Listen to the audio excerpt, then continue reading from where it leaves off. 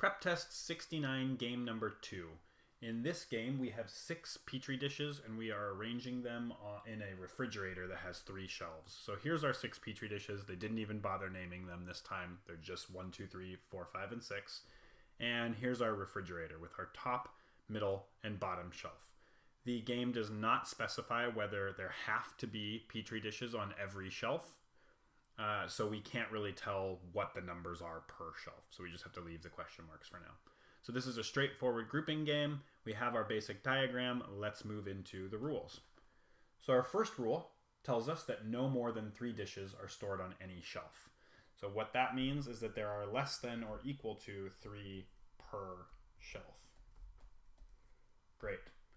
Next, it says dish 2 is stored at least 1 shelf above dish 6. So we'll just say 2 above 6. Next, dish 6 is stored either 1 shelf above or 1 shelf below dish 5.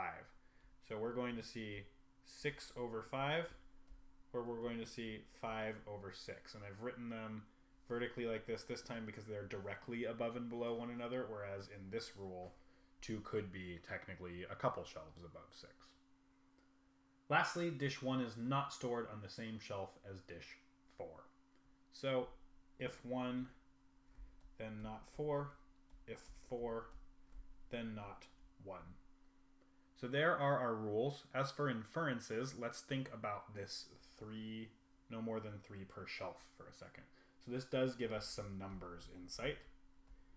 What that tells us is that you could have 3 on one shelf, 3 on another shelf, and 0 on the third shelf. You could have 3 on one shelf, 2, and 1. Or you could have 2, 2, and 2. And those are really the only arrangements. Now, these are not referring to any specific order, so I'm not assigning 3 to the top and 3 to the middle, so on and so forth. So in other words, we could jumble the order of these numbers, but those are the only arrangements possible between all 3 shelves. And we will hopefully be able to use those as we dive into the questions.